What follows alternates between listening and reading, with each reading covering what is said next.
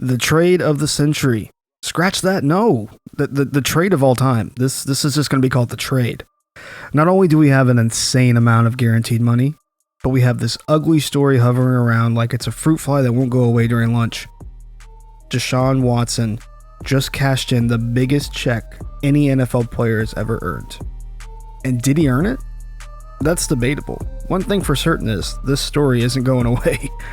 We break it all down and more coming up next.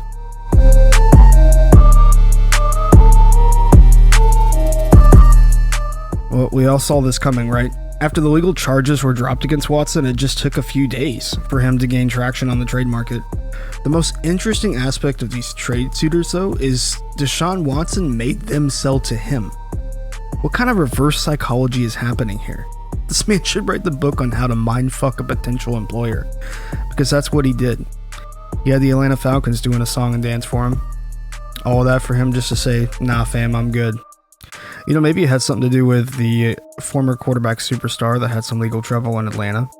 I don't remember his name, but I heard he was a dog at the position. Anyway, who did he choose? No one else but the football Cleveland Browns. Did you expect this? I know I didn't.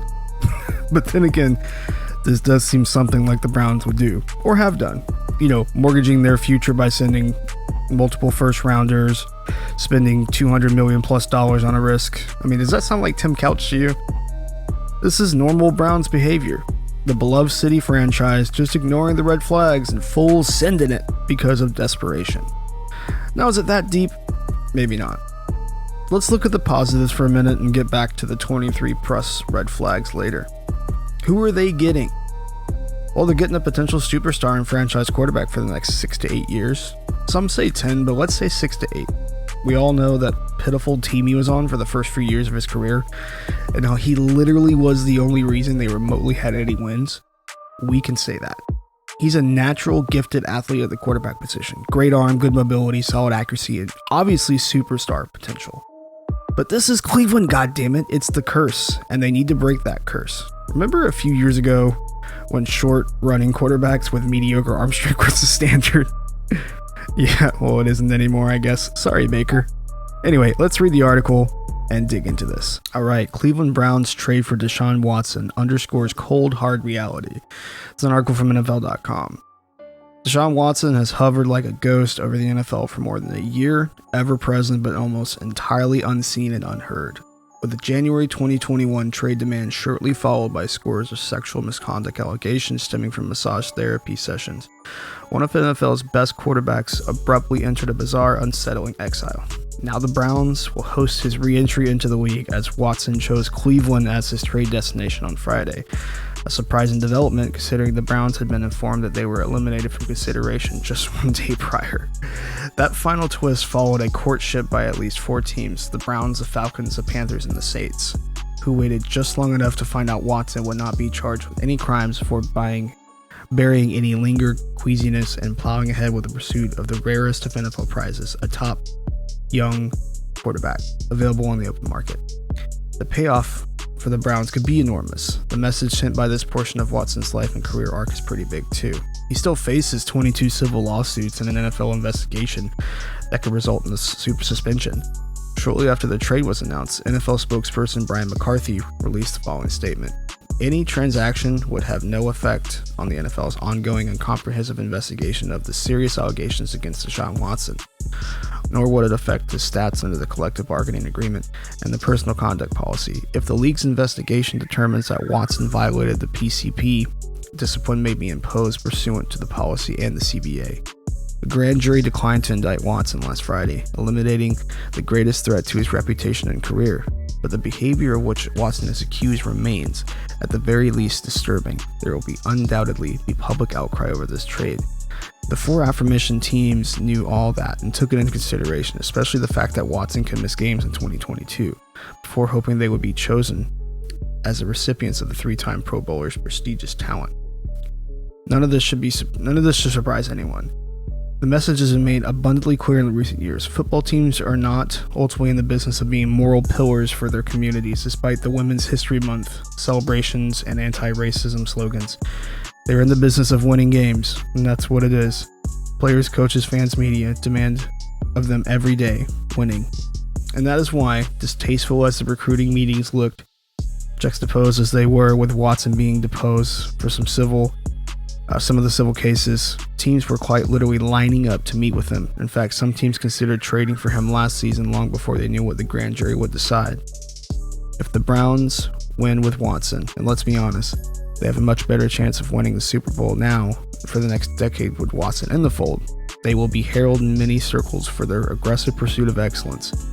If they had not pursued Watson and lost, they would not have been spared criticism. This is the balancing act between saving face from a business perspective. It's hard to blame them for their choices. Throughout all of this, Watson has maintained his innocence, has yet to publicly express any humility about being in the predicament. Whenever he finally addresses the situation in Cleveland, a note of regret would help. It is a well-worn path to public acceptance. Just ask Michael Vick and the Philadelphia Eagles. It would seem to be crucial for a face of the franchise. But to have expected a team to demand some accountability before wanting Watson would have been naive. The race was on for his services, and he had a no-trade clause, giving him control of the situation. So we had the unsavory spectacle of billionaires courting Watson without his legal travails fully resolved. That the Browns have been desperate for a franchise quarterback to win the organization's first championship since 1964 may ease Watson's arrival and insulate him for some of the concerns about his legal situation. Cleveland fully guaranteeing his 5-year, $230 million contract also puts the weight of franchise behind Watson. The bottom line is that the NFL teams give second chances to those who won on the field, which is why Ben Roethlisberger, Jameis Winston returned and flourished after serving league suspensions following similarly troubling incidents with women that, as in Watson's case, did not rise to the level of criminal charges. The calculations the Browns made is that after Watson's legal issues are resolved and the NFL makes its judgment, practically everyone will look past his alleged transgressions because he is a transcendent talent. It's not hard to imagine that transpiring. Not hard at all. So yeah, obviously, Deshaun Watson's a very talented guy, generational talent, franchise quarterback, all that good stuff. The allegations against him are so severe and so hard to ignore. But that's what these teams are doing, and that's where I'm at a crossroads, honestly. At one point, I want to be, take the stance of innocent until proven guilty. And we all should have that. Every person in America has that right. At the same time, the morality of this, to see teams going after his services even before this grand jury decided what they decided, tells me that the morality part of this, teams don't care about. They care about money and they care about winning because they want their investment back. These billionaires are part of the elite, in my opinion, that they really don't care about anybody else but winning. And I mean, kudos to the Browns for landing him and Jimmy Haslam for putting that $230 million where his mouth was. But at the same time, if this doesn't work out, this